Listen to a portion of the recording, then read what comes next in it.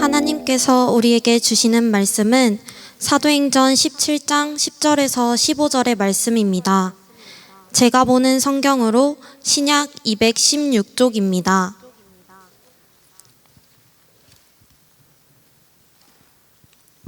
이제 사도행전 17장 10절에서 15절의 말씀을 봉독하겠습니다. 다 함께 일어나셔서 하나님의 말씀을 경청하시기 바랍니다. 밤에 형제들이 곧 바울과 실라를 베레아로 보내니 그들이 이르러 유대인의 회당에 들어가니라. 베레아에 있는 사람들은 데살로니가에 있는 사람들보다 더 너그러워서 간절한 마음으로 말씀을 받고 이것이 그러한가 하여 날마다 성경을 상고하므로 그 중에 믿는 사람이 많고 또 헬라의 기부인과 남자가 적지 아니하나 데살로니가에 있는 유대인들은 바울이 하나님의 말씀을 베레아에서도 전하는 줄을 알고 거기도 가서 무리를 움직여 소동하게 하거늘 형제들이 곧 바울을 내보내어 바다까지 가게 하되 실라와 디모데는 아직 거기 머물더라. 바울을 인도하는 사람들이 그를 데리고 아덴까지 이르러 그에게서 실라와 디모데를 자기에게로 속히 오게 하라는 명령을 받고 떠나니라. 명절이어서 사실 설교자에겐 부담이 있습니다. 청년들이 얼마나 올까라는 그런 교육자로서의 부담도 있고 저는 사실 이런 분위기가 익숙합니다. 우리 교회 오기 전까지는 청년부 예배가 늘 마지막 예배였어요. 오후 예배가 없는 교회에서 계속 사역했기 때문에 교회에 사람이 없죠. 오늘 교회에 사람이 없어요. 다 집에 갔어요. 다 집에 가고 없습니다.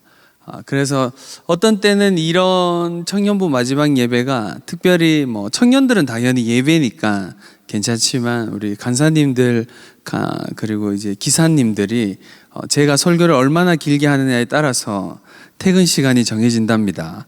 네, 제가 길게 이제 설교를 하고 필 받아서 헌신 예배 때 봤죠.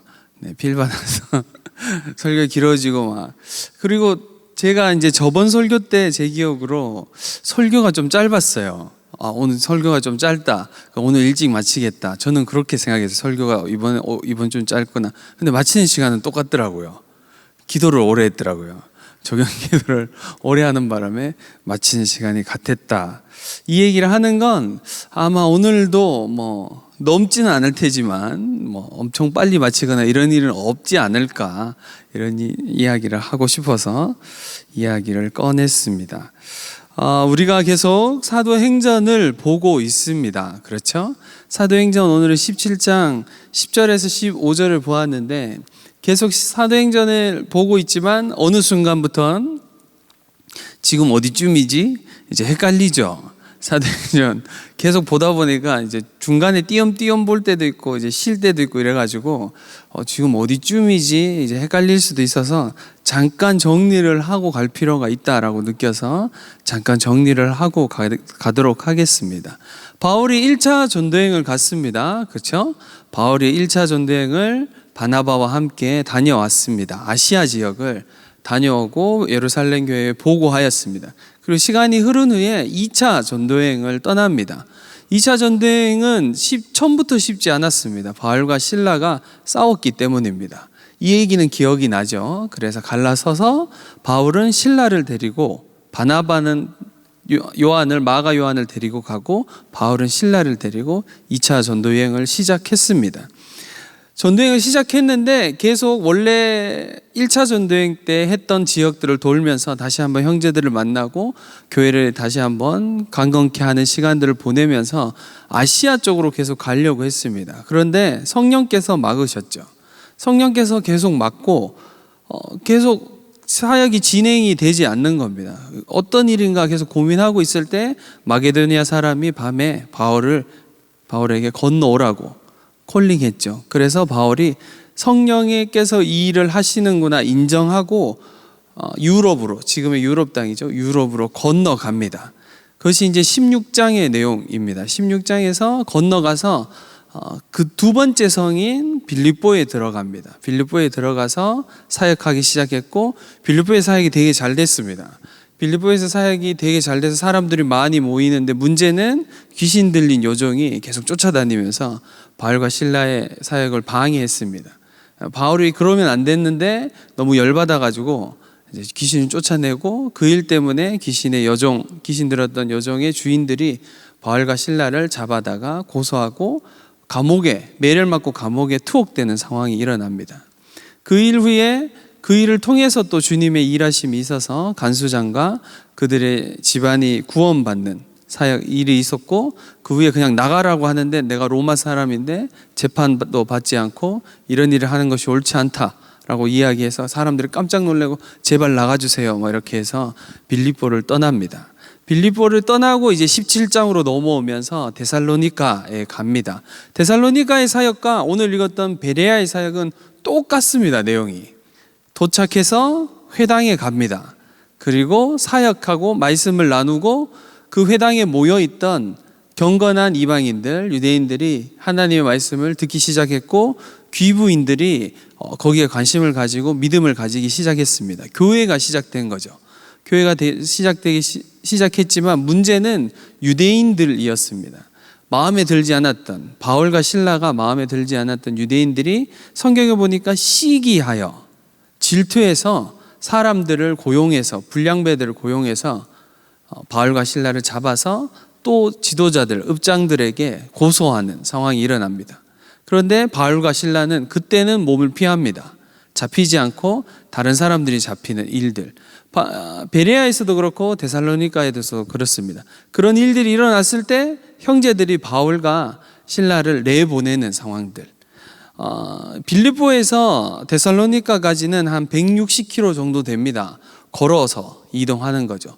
도망치는 거죠.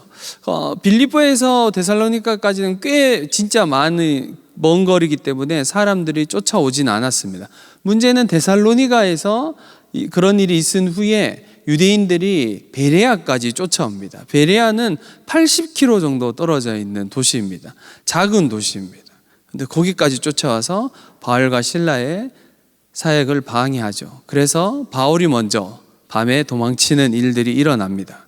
아덴으로, 지금의 아테네로 도망치는 일. 그것이 오늘 17장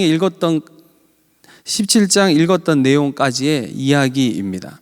어느 정도 그림이 그려지시죠? 말이 막 빠르지거나 이런 건 아니죠. 약간 처집니다, 여러분. 성경 이야기, 놀라운 건 여러분 성경을 이야기하기 시작하면 약간 처지는 게 느껴집니다. 네, 이제 청년부 예배에서 특히 설교자는 좀 이제 저녁 예배나 수요 기도회나 이렇게 강대상에 서서 설교할 때보다 약간 자유롭기 때문에 좀 더 청년부에서 자유롭게 하면 움직일 수도 있겠죠. 움직이면 이제 기사님들이 당황해요. 이제 카메라에서 막 벗어나고 이러거든요. 정신을 차리고 이제 에어컨이 잘 나오니까 정신을 차려야 됩니다. 여기까지가 우리가 읽었던 내용입니다. 오늘 본문에서 베레아라는 땅에 바울과 신라가 가서 아까 이야기한 대로 유대인의 회당에 갑니다. 이것은 바울이 계속 전도행에 썼던 전략입니다. 유대인들이 모인 곳에는 회당이 있고 회당에 있는 유대인들은 구약을 잘 알고 있기 때문에 구약을 풀어서 이야기하면서 그리스도가 예수다, 그 예수님이 메시아다라는 것을 유대인에게 증거함으로 그들에게 주님께 돌아올 수 있는 복음의 전파를 일어나게 해서 교회가 계속 확장되는 전략을 처음에 썼습니다. 그 일을 하기 위해서 바울이 베레아에 갔고, 그런데 베레아의 사람들은 좀 특이했습니다. 성경이 뭐라고 하나요? 오늘 본문에서 베레아 사람들은 너그러워서라고 이야기합니다. 베레아 사람들이 너그러웠다라고 하는 이 말은 마음이 좀 부드럽다, 직역해서 이야기할 때는 이렇게 할 수 있어요. 보다 더 고결한 성품을 가진 사람들. 좀 표현이 어렵죠. 그러니까 사람들 자체가 예의가 있고 뭔가 편견이나 이런 것이 별로 없고 사람들을 대할 때 편안하게 사람들을 대하고 있는 그대로 받아주려고 한 도시의 문화인 것 같습니다. 그 도시의 사람들이 그렇게 평했습니다. 성경이. 그런 사람들이 모인 곳에서 바울과 신라가 복음을 전했습니다. 근데 그들이 간절한 마음으로 자발성을 가진 열정으로 말씀을 받아들였습니다. 그리고 말씀이 옳은가 그런가 매일 상고했다라고 합니다. 상고했다라는 건 계속 생각했다 이런 게 아니에요. 자세히 살펴보았다. 무엇을? 구약을 자기들에게 있는 성경을 매일 살펴보면서 선포된 말씀이 그 말씀이 정말 하나님의 말씀인가? 이것이 성경이 이야기하고 있는 것인가? 이것이 우리가 그토록 기다려오던 메시아 그리스도가 정말 예수인가에 대해서 이 사람들이 정말 살펴보고 거기에서 믿음을 가지기 시작했다. 그런 후에 베레아의 교회가 어떻게 시작되냐면 성경이 많은 사람들이 믿게 되었다라고 이야기합니다. 여러분 말씀을 들을 때, 특별히 설교를 들을 때 금방 얘기한 것처럼 성경 내용을 이야기하면 여러분이 약간 집중력이 흐트러지는 걸 느낍니다. 그러면 안 됩니다. 말씀을 듣고 선포되는 말씀을 듣고 그 말씀을 내 안에 소화시키고 또한 내 삶 가운데 하나님의 말씀이 계속해서 나의 삶을 이끌어 가도록 여러분 삶을 들이셔야 합니다. 베레아 사람들이 믿음이 생기고 더 많은 사람들이 믿음을 가지게 된 것은 그들이 매일 말씀을 상고했기 때문입니다. 사랑하는 청년 여러분, 매일 말씀을 가까이 하시고 계십니까? 지난주 그리고 금요일 강 목사님께서 여러분 삶에 말씀이 있어야 되는 것에 대해서 아주 강조하시면서 말씀을 전하셨습니다. 여러분 우리의 삶은 말씀에 기반된 삶이어야 합니다. 그리스도인의 삶에서 말씀이 아닌 것에 우리의 삶을 두어서는 안 됩니다. 우리의 삶에는 늘 그 말씀이 우리의 삶을 세우고 말씀이 우리에게 말씀하시는 대로 우리의 삶을 드리며 말씀이 우리를 인도해 가시는 대로 우리의 삶을 이끌어 가야 되는 것입니다. 사랑하는 청년 여러분, 매일 말씀을 묵상하셔야 합니다. 매일 말씀을 읽고 그 말씀 위에 자신의 삶을 세워야 합니다. 우리 청년 예배가 뜨겁고 은혜가 있습니다. 그리고 결단하고 기도합니다. 그런데 어떤 때는 이런 결단이 예배 안에서만의 결단이 될 때가 많습니다. 청년 여러분, 그렇게 하면 안 됩니다. 예배 안에서의만 결단이 아니라 우리의 삶 가운데, 특별히 말씀의 영역 안에, 말씀이 너무 가까이 있기 때문에, 그리고 유튜브만 켜도 많은 설교자들이 말씀을 전하고 있기 때문에, 근데 여러분 중요한 건 누군가가 전하는 말씀보다 여러분에게 말씀하시는 하나님의 말씀을 들으셔야 합니다.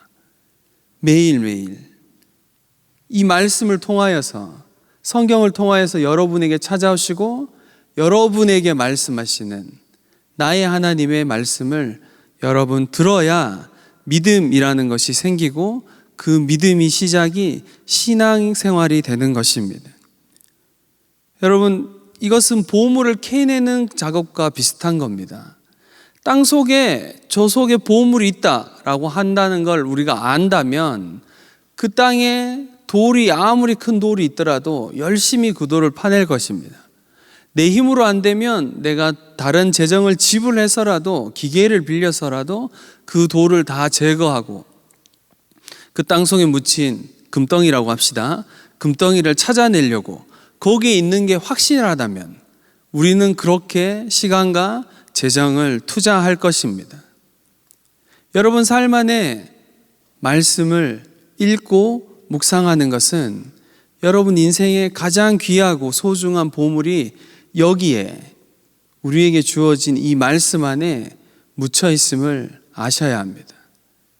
묵상하며 말씀을 읽는 것은, 그리고 성령께 간구하며 이 말씀을 깨닫게 하시도록, 그런 모든 작업은 우리의 인생의 가장 소중한 보물이, 하나님이란 그 보물이 이곳에 숨겨져 있기 때문입니다.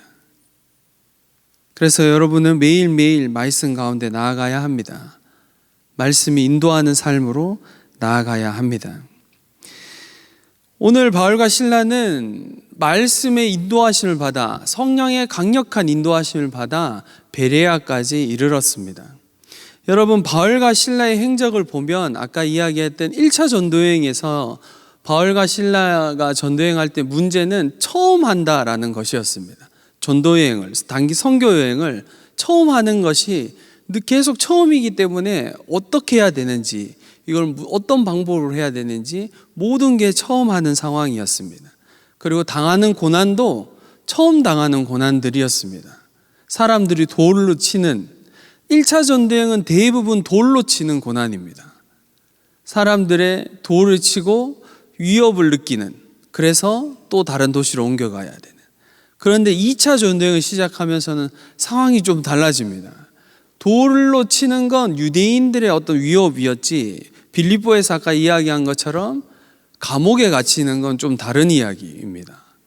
감옥 중에도 깊은 감옥에, 중죄인들이 갇히는 그런 감옥에 투옥되는 상황.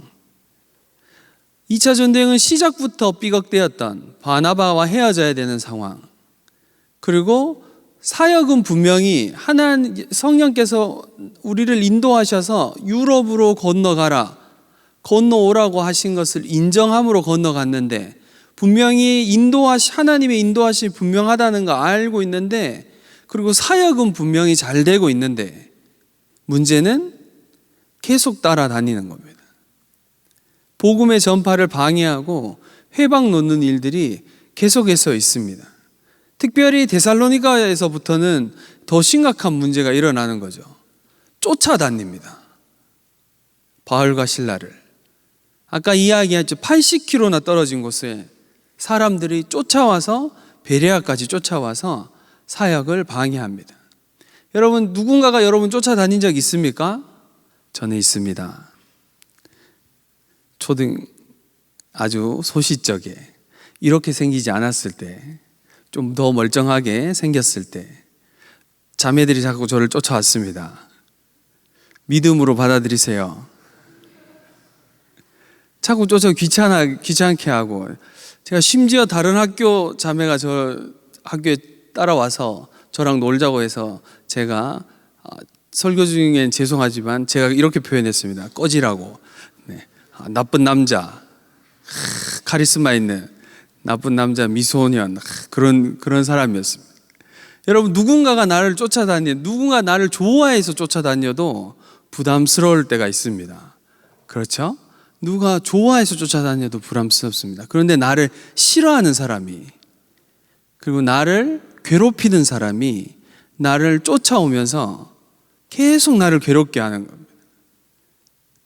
바울과 실라의 사역을 이 사람들이 집요하게 쫓아다니면서 사역을 방해하는 겁니다. 제가 바울과 실라면 이런 문제를 어떻게 해결해야 될지 엄청 고민했을 것 같습니다. 어떻게 해야 되지? 사역을 일단은 전도여행을 중지하고 예루살렘으로 돌아가야 되나? 아니면 아시아 쪽으로 돌아가야 되나? 이런 고민을 했을 것 같아요. 분명히 유럽으로 온 게 맞는데, 성령께서 인도하심이 맞는데 내가 잘못 이해한 건가? 아니면 그 환상을 보기는 했지만 그것이 유럽 전체에 대한 하나님의 말씀이 아니라 다시 아시아로 가도 되지 않은가? 이런 고민을 했을 것 같습니다. 그리고 그런 기도를 했을 것 같아요. 근데 놀라운 건 바울과 실라는 그런 고민을 한 흔적이 없습니다. 그냥 사역은 분명히 잘 되고 교회가 형성되고 사역은 잘 될 때마다, 그런 회방이 자기의 삶 가운데 찾아올 때마다, 문제가 찾아올 때마다 그 문제를 그렇게 무겁게 받아들이지 않습니다. 자신의 생명이 위협할 수 있는 그런 문제임에도 불구하고 그렇게 무겁게 받아들이지 않아요. 그냥 가볍게 그 문제를 받고 떨치고 다른 도시로 또 이동합니다. 여전히 하나님의 말씀을 전해야 된다 이러면서, 나는 사역을 계속 주님이 인도하시는 대로, 성령께서 이끌어 가시는 대로 해야 된다라고 하면서 자신의 발걸음을 옮기고 있습니다. 여러분, 하나님의 인도하심에 우리의 삶이 있다라고 하는 건 문제가 없다라는 게 아닙니다. 지금까지 제가 사역을 하면서 문제가 없었던 적은 한 번도 없습니다. 제가 청년 사역을 하면서 늘 많이 듣던 말은 안 된다입니다. 어렵다입니다. 쉽지 않을 겁니다. 라는 거. 부정적인 피드백들. 이 부정적인 피드백이 좋지 않다는 게 아닙니다. 그런 부분은 분명히 우리의 이성적인 판단과 상황을 보면서 판단할 수 있는 영역입니다. 그런데 제가 YM에서 사역하다가 교회 안에 들어와서 본격적으로 청년부를 사역하며 시작하면서부터 끊임없이 들었던 말은 어렵습니다. 청년 사역 요즘 어렵습니다. 쉽지 않을 겁니다. 그렇게 해도 안 될 겁니다. 여러분, 하나님이 말씀하신 것에 집중했을 때 문제가 분명히 있음에도 불구하고 그 문제를 넘어 하나님이 일하심을 보게 된 영역이 한두 번이 아닙니다. 여러분, 문제가 우리의 삶에 찾아올 때마다 여러분 작은 삶이든 우리 공동체이든 문제라는 것은 늘 따라오기 마련인데 그 문제를 너무 무겁게 받아들이지 마십시오. 문제는 늘 있는 겁니다. 문제가 없는 것이 더 이상한 일입니다. 하나님의 일을 하다 보면 문제는 늘 발생합니다. 우리는 영적인 세계가 있음을 믿는 사람들입니다. 천국이 있음을 믿는 사람들이죠. 죽음 이후의 삶이, 영원한 삶이 우리를 기다리고 있다는 거 알고 있는 사람들입니다. 모르는 겁니까? 그것을 우리가 믿는 사람들이죠. 그렇다면 하나님이란 분이 계시는 것, 영적인 세계가 있다라는 것, 그리고 귀신이 있다라는 것, 사단이 있다라는 것, 우리의 사역을 방해하는 존재들이 있다라는 것도 우리가 알아야 됩니다. 그래서 여러분 기도하셔야 됩니다. 여러분이 하나님의 일을 할 때마다, 하나님이 기뻐하시는 일을 할 때마다, 그것이 여러분 개인의 삶이든 우리 공동체든 이렇게 이야기하면 오해하면 안 됩니다. 여러분 삶에 일어나는 문제들, 혹시 여러분을 인생에서 하나님이 기뻐하시는 일을 하려고 하는데 방해하는 게 아니라 친구들은 여러분 생각해서 조언하고 그렇게 하는 거 좀 쉽지 않을 것 같아 하면 여러분들이 사단아 물러가라 막 이렇게 하면 안 됩니다. 그 친구는 여러분을 사랑하고 아껴서 그런 조언을 하는 겁니다. 그리고 그런 부분이 분명히 필요합니다. 그러나 더 중요한 것은 하나님이 이것을 원하시는가? 지금 내가 서 있어야 되는 곳이 하나님이 있으라고 하신 곳인가? 지금 하나님이 나를 가라고 하시는가? 멈추라고 하시는가? 그것이 가장 중요합니다. 문제는 그 다음입니다. 제가 선교단체에 있을 때 청년들과 단기 선교를 계속 갔어요. 계속 갔어요. 제 기도 제목은 하나였어요. 간사를 시작하면서 하나님 선교지를 매년 보게 해주세요. 주님 매년 나를 선교지에 보내주셨어요. 그 해도 선교지에 가기로 했습니다. 그 해에 가야 되는 곳은 시리아였어요. 중동. 거기 가기로 했어요. 거기 YM 사역자가 아무도 없었어요. 제가 YM 출신이니까. 근데 거기로 가기로 했어요. 무슨 이유인지 아무튼 지부 전체가 그렇게 결정했어요. 그리고 거기를 결정하고 기도하고 준비했습니다. 현지 선교사님과 연결해서 커뮤니케이션하고 일정을 다 정하고 청년들과 준비해서 공항에 갔습니다. 공항에 가서 이제 티켓팅 해야 되니까 가서 티켓팅 하는데 티켓팅 하던 승무원이 이렇게 얘기해요. 시리아에 가십니까? 네, 시리아에 갑니다. 시리아는 우리나라와 국교가 맺어져 있지 않기 때문에 비자가 나오지 않습니다. 라고 하는 거예요. 이거 처음 듣는 이야기였어요. 선교사님이 얘기해 주지 않았어요. 그래서 이게 무슨 일이지? 그런데 비자를 받으려면 시리아에 가서 받으셔야 됩니다. 혹 가셔서 시리아에서 비자가 나오지 않으면 다시 돌아오셔야 합니다. 그래도 가실 겁니까? 여러분 제가 어떻게 대답했을 것 같아요? 엄청 당황했어요. 여러분 제가 간사였습니다. 간사 3년 차였어요. 사역자였습니다. 청년들이 리더들이 옆에 있었어요. 티켓팅 할 때. 제가 어떻게 대답했을 것 같아요? 예, 갑니다. 1초도 망설이지 않고 대답했어요. 무슨 정신으로 대답했는지 잘 모르겠어요. 무슨 깡으로 지금 생각하면 그렇게 하면 안 될지 않을까? 지금 생각하면 그렇게 하면 좀 무리다라고 생각되어져요. 그때는 그냥 아무 생각 없이 당연히 가는 거 아닌가? 비자 안 나오면 돌아와야지 이렇게 생각했어요. 제가 이 일을 왜 얘기하냐면 그래서 시간이 흘러서 가서 시리아에 갔습니다. 거기서 3주 동안 시리아 갔다가 레바논 갔다가 그렇게 전도행을 하고 돌아온 시간이 있었습니다. 이 이야기를 왜 하냐면 몇 주 전에 이 일이 다시 한번 제 삶에 생각났어요. 그러면서 제 안에 그때를 생각하면서 그때 내가 지금 그런 상황이면 갈 수 있을까? 시리아를 갈 수 있을까? 제가 생각해 봤어요. 지금 가라고 하면. 그런데 정직하게 지금 제가 못 가는 거예요.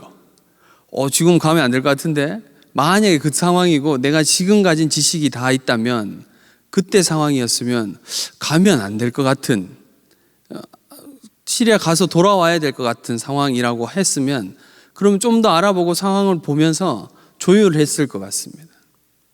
그러면서 제 안에 어떤 마음이 드냐면 지금 내가 하나님의 말씀과 하나님이 그곳에 가라고 한 그 말씀보다 지금 나는 너무 많은 걸 알게 돼서 사역을 더 많이 하다 보니 그리고 많은 상황들을 더 많이 볼 수 있게 되니 그때 나이는 20대 후반이었어요. 그러니까 모르지 잘 모를 때예요. 그냥 그냥 부딪히고 아무 데나 그냥 가고 그냥 레바논에 들어갈 때도 국경에 붙잡혔는데 땡깡 쓰고 그냥 국경 넘어가고 막 이랬어요. 이상한 사람이었어요. 지금 생각하면 못 갈 것 같은 저의 모습을 보면서 지금 나는 하나님의 말씀보다 상황을 우선 고려하고 있구나. 나는 하나님의 말씀보다 문제를 먼저 고려하고 있구나. 그 문제 앞에 먼저 멈춰서서 하나님이 가라고 하시는지 멈추라고 하시는지보다 다른 무엇에 마음이 뺏기고 있구나라는 걸 몇 주 전에 제가 깨달았습니다.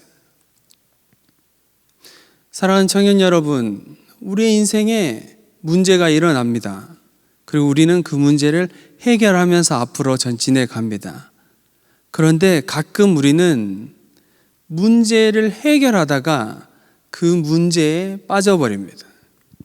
그 문제를 왜 해결해야 되는지, 우리는 어디로 가고 있는지, 하나님이 나에게 지금 뭐라고 말씀하시는지는 잊어버리고 그 문제만 자꾸 바라보고 그 문제 앞에 서서 믿음의 걸음을 내딛지 못하고 있는 우리의 모습, 그 모습을 주님 보게 하셨습니다. 헌신 예배 때 유목사님을 통해서 우리 전체에게 헌신 예배를 드리는 청년들에게 도전하셨던 말씀, 우리의 삶에 있는 문제들보다, 나의 개인의 삶에 있는 문제들보다 그 모든 영역을 넘어서서 이 땅과 이 나라와 온 열방을 향하신 하나님의 마음, 그 마음을 품고 기도하는 공동체, 기도하는 사람, 그 사람 하나님이 찾으신다. 우리 청년들, 헌신 예배에 참여했던 청년들은 아마 다 도전 받았을 겁니다. 저도 다시 한번 도전 받았습니다. 그러면서 기도했습니다. 하나님, 우리 청년들, 우리 청년부가 자신의 문제들 기도하고 주님께 간구해야 되지만 그것뿐만 아니라 이 땅의 문제들, 이 나라의 문제들, 온 열방을 바라보며 하나님의 나라를 위해서 기도하는 사람들이 세워지는 공동체 되게 하여 주십시오.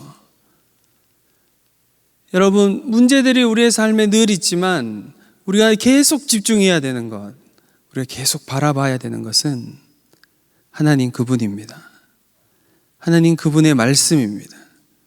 그 말씀 앞에 우리의 삶을 매일매일 세우고 그 어떤 문제보다 크고 놀라우신 하나님께 우리의 삶을 드리며 여러분의 삶의 걸음을 걸어가시기 바랍니다.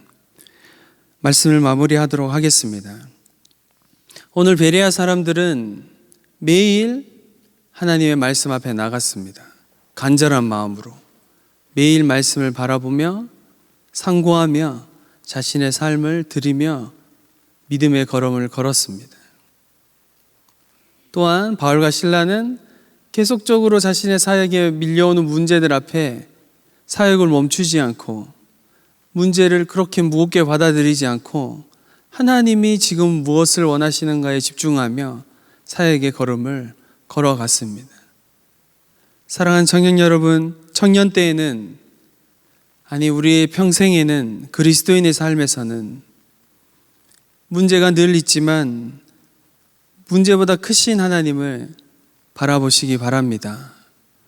우리의 삶에 어떤 문제가 밀려와도 그 문제 때문에 멈추는 것이 아니라 나를 멈추라고 하시는 하나님 때문에 멈추고, 어떤 문제가 내 앞을 가로막아도 하나님이 가라고 하시면 그 문제를 넘어서 앞으로 전진하는 저와 여러분, 우리 청년부 되기를 간절히 바랍니다.